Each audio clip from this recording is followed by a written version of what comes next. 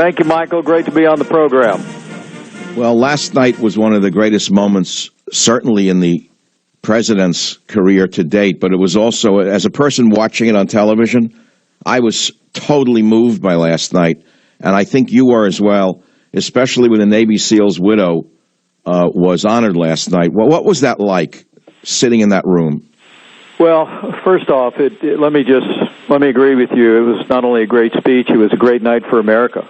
What the American people saw, what you saw a long time ago in President Trump, was someone with broad shoulders, a big heart, and a clear agenda to make America great again. He laid out that agenda in specificity. He called on the Congress to come together to move the country forward, and I just have to tell you, it was a privilege for me to be there, and it's obviously humbling for me to be some small part of this administration. But that moment that you referred to, Michael, it was deeply moving to me, and frankly, I think to everyone in the chamber. I don't think there was a dry eye in the House.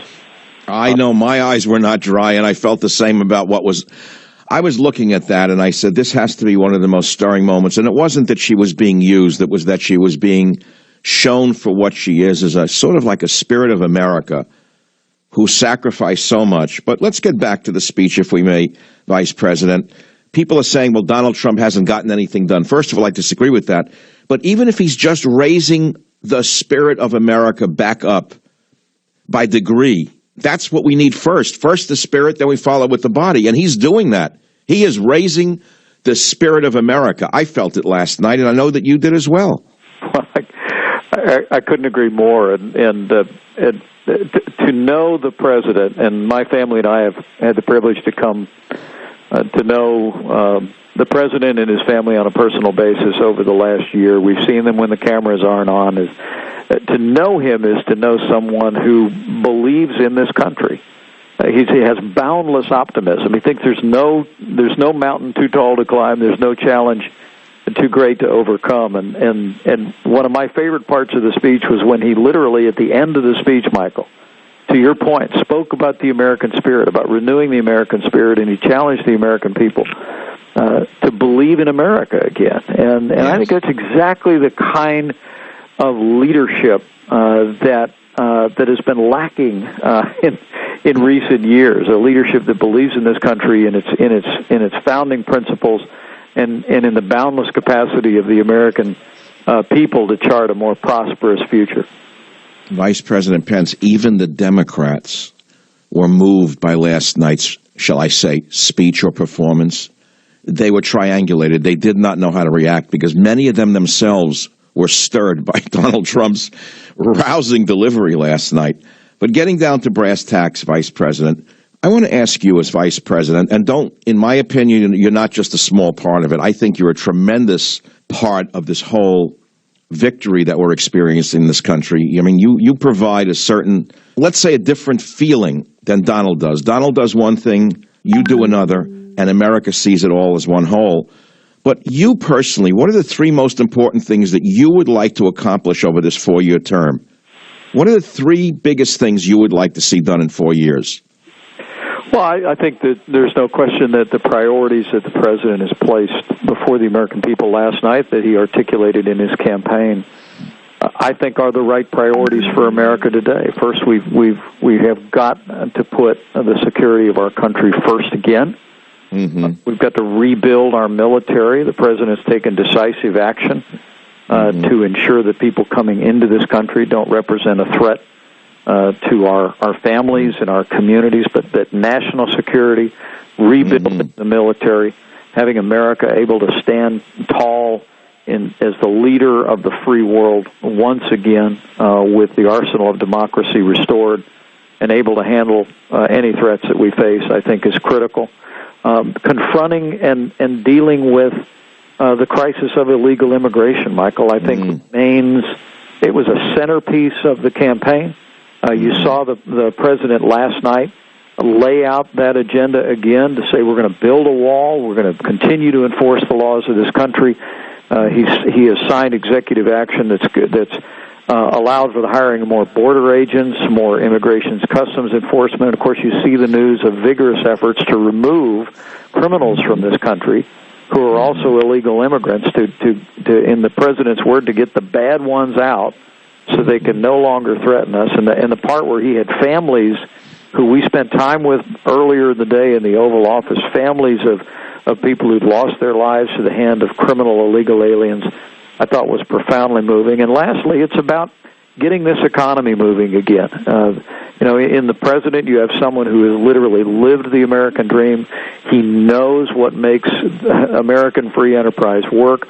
We've already been rolling back the excessive avalanche of regulation under the Obama administration, but the president's call for tax cuts, for rolling back regulation, for common sense in the administration of agencies like the EPA and Interior and others, and then ultimately having the kind of trade deals that put American jobs and American workers first. I would put those three big items. There's more to be done. You heard the president talk about infrastructure. You've heard the president talk about other issues, but President Trump's going to continue to advance all those agenda items, Michael. And, of course, the centerpiece of all of it, the first item up for business, is to repeal and replace Obamacare, and to see the way that the president laid out that objective, said we're going to repeal Obamacare. He made the case against it, despite all of those that are trying to argue in favor of it today.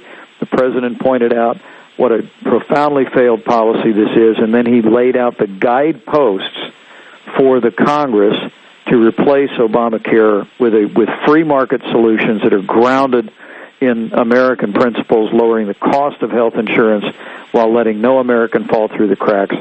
That to me is the priority today, but it'll be a centerpiece of how we turn this country around for a healthier and more prosperous future.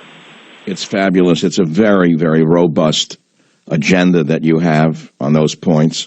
For 20 years, I've been preaching borders, language, and culture. I was considered crazy when I started that in '94. But I think the president, as a president, is dreaming in a huge way. And he's talking about all the things that I've lived for all these years. The secure borders, rebuild the military, control illegal immigration. Because I must say this, Vice President, I need to editorialize for a moment. Looking ahead, unless we stop the flood of massive numbers of new people who come into this country legally or illegally, who almost always vote Democrat, we'll never, ever have a Republican administration. It will be just like California, which is a one-party state.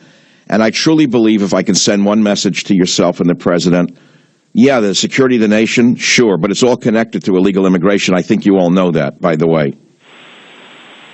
We do, and I thought, as I said, I thought last night when the president announced the initiative to have an office that makes sure that we give voice to the families of victims of criminal illegal immigrants was again one of the more moving moments of the evening. But what you heard last night, and I know, and all Savage Nation knows, Michael, you were in the forefront of a call for decisive action in this country to end illegal immigration. We commend you for that.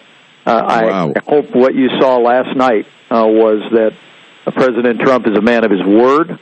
What he said from the podium before the Congress is exactly what he said as he campaigned for office. Build a wall, enforce the laws of this country, remove criminal illegal immigrants from this country, and drive forward on the basis of the rule of law to end illegal immigration once and for all. That would be enough for me, and it'll give him another 4 years. Even half the Democrats would come over to his side once they see the benefits to the safety and security and economy of the nation. I just want to say one other thing, Vice President Pence. I had the great honor of being at Mar-a-Lago 10 days ago on a Saturday night when the president appeared. I was hoping he'd be there. I didn't think I'd get so much as a handshake or a hello, but I was lucky enough to be invited to have dessert with President Trump, and he sat with me for over 60 minutes. I thought it was a few minutes. My wife said, you were there over 60 minutes with Donald eating dessert. I said, I know, I don't eat dessert, but I did for him because I couldn't say no to vanilla ice cream and chocolate syrup, even though I haven't had it since I'm a child. He is exactly what he sounds like. He doesn't change privately or publicly, as you said. He's a very honest man. He is what he looks like, and he believes every word he says. That's such a great comment, and I know how much he appreciates and respects and admires you and your voice in the national debate. But I love you reflecting on that. I got asked on a couple of TV shows this morning about a difference and the different in tone of the speech, and I told people that the president who spoke at the podium last night is the president that I serve with every day. Mm-hmm. As I said, he's a man with broad shoulders. He's willing to fight, but he's got a big heart. He loves his family. He loves this country, and he has a boundless confidence in the American people. And I'm glad you got to see that up close and personal. And it's one of the reasons why I couldn't be more excited about the opportunity that we have to turn this country around under the leadership of President Trump and really make America great again. Well, I'd like to see 8 years of Trump and 8 years of Pence. I think then we can save America. It would be only 16 years that I'm asking for of borders, language, and culture. One last note, Vice President. I know you're very busy today.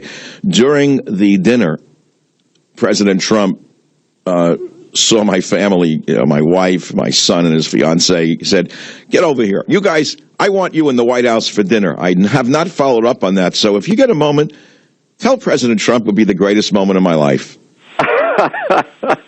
I will tell him that before nightfall tonight, Michael, and I'm feeling you'll be dining at the White House sometime very soon. And I hope I get to shake your hand as well. You're a great American, and I truly mean that. This is a great time, by the way, to be alive in this country, to see the renewal, to feel the renewal. I wake up every day feeling as though I'm a child in a toy store, saying I cannot believe everything I've dreamed about is happening. America is back again, thanks to you and Donald Trump. Well, thank you. It's very humbling. It's humbling for me to be some small part of it. But Michael, we appreciate your voice. We appreciate your leadership, and I'd look forward to the day that I could meet you in person. That is so great. Thank you so much, Vice President Pence. Thank you for being with the listeners, the millions of listeners of the Savage Nation. Join the Savage